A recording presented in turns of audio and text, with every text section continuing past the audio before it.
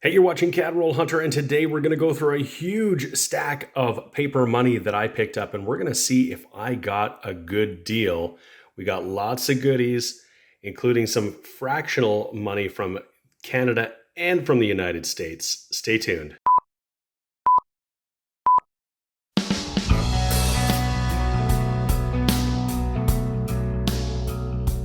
Hey everybody, this is James and you're watching my channel, Cat Roll Hunter. And that's right, I picked up a huge stack of paper money. There's all sorts of stuff in here we're gonna look at.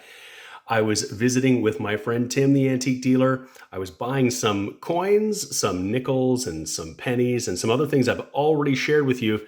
And he had a stack of paper money.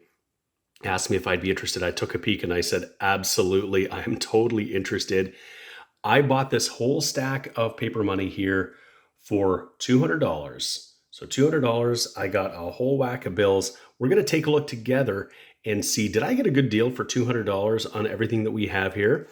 I've got my handy Charlton catalog, the Canadian Government Paper Money catalog. That's going to be helpful. This is the 2019 edition, so it's a little outdated. What I think I'll do is look at eBay sales prices, actually sold items, to see, generally speaking, what people are getting for some of these bills, if I got a good deal or not. And we can use the Charlton catalog here to get a sense of scarcity. What is actually a more rare variety than others? Some print runs are more limited. So I'm going to try to organize these out so we can get a sense. There are some largely uncirculated bills, some pretty circulated bills, and different issues, and some really cool stuff we'll talk about too. So let's get things organized and I'll come right back. So in total, I picked up 65 old paper money bills. So that's a pretty awesome little haul. I don't often come across this sort of stuff. And the face value in Canadian dollars is $65. So essentially, I've paid about a few dollars each for these, and some of them won't be worth much, if anything, more than that. Some of these circulated bills from 1967 series, we'll get into those, might not be worth much, but there are at least a couple in here that I think will carry the day. I think what we'll do is start with the fractional currency, these what they're called as shin plasters. We'll look at these in just a moment. So shin plasters are fractional currency, small bills like you can see here. The term shin plaster apparently originated in the American Revolutionary War, and apparently it really just meant that they would use these small bills against their shins to stop the chafing of their boots. If you want to believe that, that's what I learned.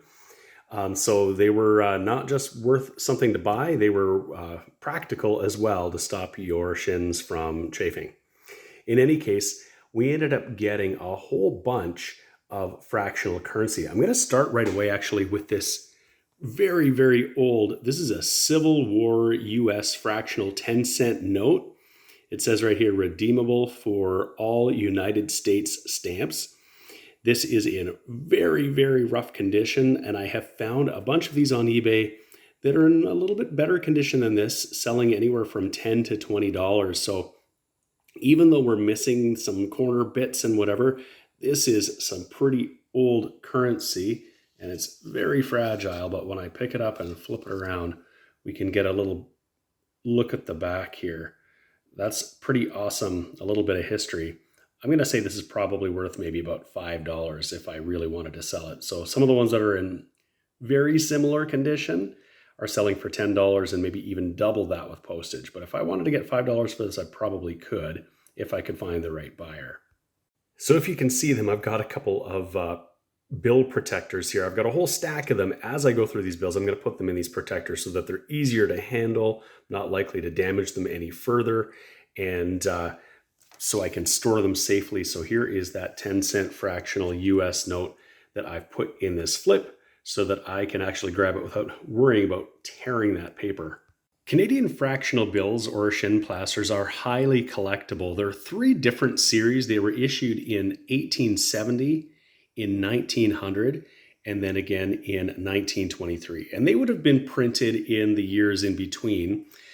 Collectors of paper money typically are looking for a bunch of different things. They're looking for signature combinations, so there are different signature combinations depending on when the bills were printed.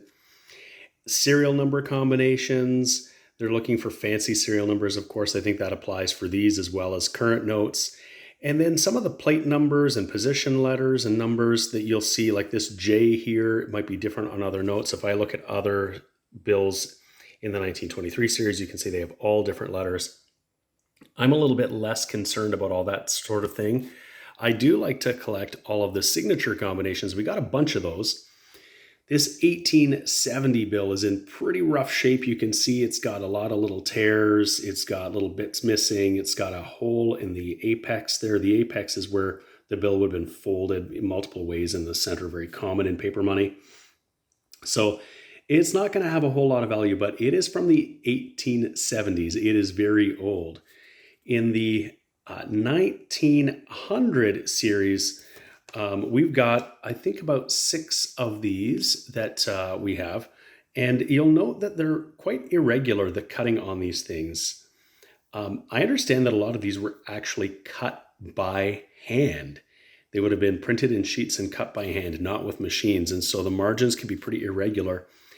I think one of the neatest notes that I have here is this 1900, and check it out. It is actually including part of the design on the bill that would have been above it on the sheet. You can even read American, what does it say? American Banknote Company, Ottawa, right there. It would have been cut right where the other bill would have been.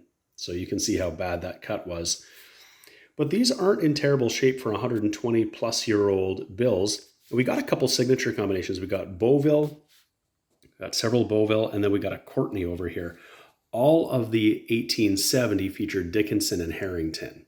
So this 1870, even in a G grade, is listed at about $17. And looking at eBay sold prices, I think I could sell this one, even in this condition, for $10 all day long. So that's a great pickup.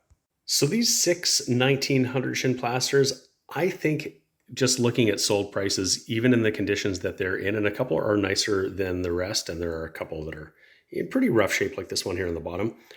I think they could still all easily go for $10 each, but just to be safe, we'll say $5 each. I think this one here might even command a bit of a premium just because it actually includes some of the design of another bill, and that's pretty interesting, I think, for a lot of collectors. But in any case, we'll just say $5 each. So that's $30 right there for those 6 notes. The 1923 Shinplasters come in 3 different signature combinations. We actually got all of them here. We have a whole bunch of McCaver Saunders. We have Campbell Clark, that's the later one. And then we have Heinemann Saunders. Just looking at eBay sold prices, any of these in this condition at all would be at least $5 and probably more all day long. But this one here on the top is probably going to grade in an EF. And that one, I could probably get $50 easy just for that one. Particularly if I were to get it graded, that would make it even easier for me to sell for a premium, perhaps even more than that. So again, these are, going to take up a big chunk of the $200 that I spent. And I don't need to keep all of these. I'll probably keep the best, and I might see about trading or selling some of these other ones. They're pretty cool bills, but that is a great little bit of a pickup. Now, I've said this before and it bears repeating. I am not a professional grader by any stretch, and paper money is definitely a weakness of mine in grading. However, the Charlton catalog has some pictures to help you with grading. So photo grading. So this shows you what the condition of the paper might be and what the grade is. So an almost uncirculated note actually still has some signs of circulation. Very good. You can see extremely fine. This is close to what I was looking at with the last bill. If I flip over the page here, you can see some more pictures that show you things that you'd look at in detail, like the creases and tears and little bits like that. So this is very, very helpful if you want to get a sense of where your paper money might grade.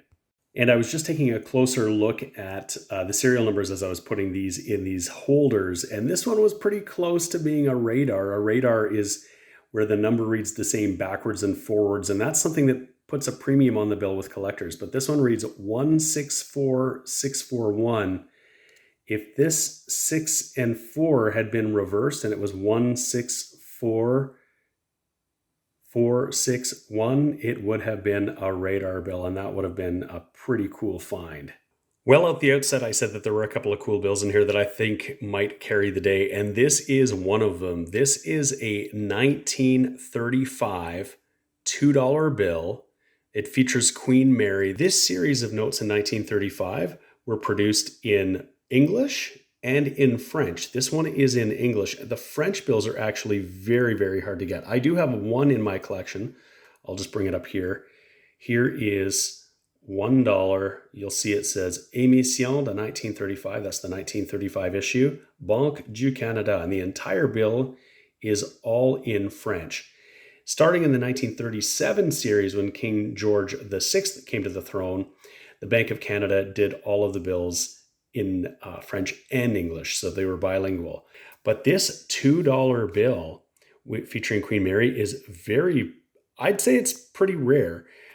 This whole series is hard to get in good condition, and this bill is actually in pretty good condition. Now, if I flip it over, you'll see more of the wear on the back than on the front. You'll see where it's been creased and folded. It's got some little tears. It's got some folds, but it's actually not in terrible condition. You can find it in much worse condition. I'm going to do a quick look on eBay and see what sold listings are going for. So I've got on screen recent sold listings. I'm looking at sold listings because it's really hard to gauge what a bill is worth just by what people are asking for it. Some listings on here are ridiculously high. But here is one that is in a graded VF35. It's $725. There's one that sold for $56 that I would say is arguably in worse shape than mine because it's actually missing a chunk of the bill. I keep scrolling down. 110, 78. Some of these are better than mine, but I think that the one that I have could probably go. Here is one that's graded in a fine 12. Mine is probably in that condition. I would say I think I could easily get $75 or more for this bill in the condition that it's in. So that is a great find. So I'm going to flip this one up for sure and put this in my collection. What a great find. I didn't actually think I'd get any of these 1935 series outside of the $1. I have an English and a French, so this is a really great pickup. This $2 bill is from the 1937 series. As I said, it is in both English and in French. And this one, it has some discoloration on it. It's certainly circulated, but it's in actually pretty decent shape. You can see some of that discoloration. This is probably ink from other bills. Some of this discoloration might have been on the bill when it was uncirculated. That was pretty common for these bills back in that day to get ink from other bills. This outline here might have come on the other side of the note. This bill here is doesn't have lots of issues. I think it's probably a $15 or $20 bill any day of the week. We have several bills from the 1954 series, but the 1954 series had two distinct runs and two distinct designs. This $20 bill is really special. This is known as the Devil's Face series. And if you look at the Queen's hair, and I'll get nice and close here, people believed they could see the face of the devil in the hair. And so they actually had to modify the bill. And the subsequent series, these four bills above, are called the modified series. And if you look at the Queen's hair here, they've sort of softened the line so it looks less like a face. Some conspiracy theorists thought that perhaps the designer of the bill did this on purpose, but a subsequent look at the portrait that this engraving that is used on the bill was based on showed that it was a pretty faithful reproduction of the picture. This is just the way her hair was that day. Nobody really noticed in the portrait. Nobody really noticed until these bills started circulating. So we've got this $20 bill with the Devil's Face portrait. This is really neat. I think this is probably a $30 pickup any day of the week. I keep saying that. Any day of the week, all day long. I've seen them more like $40 in this condition. So we've got four 1954 $1 bills in exceptional condition. They're pretty much uncirculated. How they would actually grade as an AU or an uncirculated, I don't know. I'm not going to get into the finer details, but there's a few interesting things about this. First of all is that there were two printers who were printing bills in 1954. This happened actually a lot. This top one here was the Canadian Banknote Company, And below this one here was the British American Banknote Company. So that's kind of an interesting thing. In here though, we've got two signature combinations. We've got BD coin, we see here, and BD coin, and then BD Razminski, which was sort of the next signature combination. There was also Lawson Bowie. We don't have any of those. These 1954 bills were actually printed every year into the late 70s when they were replaced by another series. So they were long-standing, and the tradition on bills is that the date it bears is when the bills were introduced, but they were printed over subsequent years. But a couple of interesting things. So first of all, this $1 bill here you'll see is in a plastic sleeve. It was obviously given out by the Eaton's store. It was a department store in Canada. It's no longer around. But notice that we've got two bills here, each with different signature combinations, but both bearing the F over N serial number. This is a transitional series where they switched governors at the Bank of Canada while running this series. So this is very interesting to collectors. These ones are about $11 each, we'll put them at. And we've got two other sets here. We've got BD Coin and BD Razminski. We can check the Charlton Guide to see if there's any rarity or interesting elements with these bills as well. And on this particular bill, so this is British American Banknote Company, it's BD Razminski, and it's H over M. So if we take a look at our catalog here, BD Razminski, H over M, British American Banknote Company. The print run is only 3.1 million. If we look at all the other print runs, most of them are significantly higher. And so in an uncirculated condition, this would be a $50 value. In an AU, $22. We'll just give it a $22. We'll say that's probably right because this is that particular bill. It's a little harder to come by, quite a bit harder to come by than, say, the I over M to Z over M that were produced in 170 million plus. Most of the rest of the bills here are 1967. These are centennial commemorative bills, and they look pretty much like the 1954 ones we just looked at, with a couple of differences. One is that it actually, of course, it's going to say 1967 series, but it's got the logo emblem here for Confederation. This was marking 100 years of Confederation. It says right at the top, Centennial of Canadian Confederation. And very interestingly, there were two different types of bills that were produced. This one on the bottom, which is mostly uncirculated, it's the best of these ones. Well, I actually have a whole bunch that are largely uncirculated here. Rather than having a serial number, just says 1867 to 1967. Now, because these were special, these were commemoratives that came out, they were very likely to be saved, and they're very common in uncirculated condition. The Charlton Guide puts them at a $3 value in an uncirculated condition to an AU, but in circulated condition, they are just worth face value. I'm going to put these all here at $2 each. They're all uncirculated, but they're not going to command a huge premium. Later on, they introduced some with serial numbers, very similar to the 1954 series. This one here, H over P, is a very common prefix, and in an uncirculated condition, this bill is listed at about $6. So again, I'm going to say this one here is probably more like an EF. It's got a few little wrinkles to it, I guess. And I'm probably just going to put this at maybe this particular one at $3. And all of the rest of these, I'm going to put these at just a couple of dollars each in the condition that they're in. So that's it for the Canadian money. I think I've done really well. You can see on screen where we're at for our $200 pickup, but there were a couple of other things in here. We got us a couple of international bills, two from the Bank of Mexico, which is pretty cool. We got a 1 peso here, as well as a 5 peso. These are both in the 1961 series. You can see that right here. The dates are a little bit different. I'm pretty sure I've got one of these 1 peso notes in my collection already, though I think it looks a little bit different, but I don't have this 5 peso.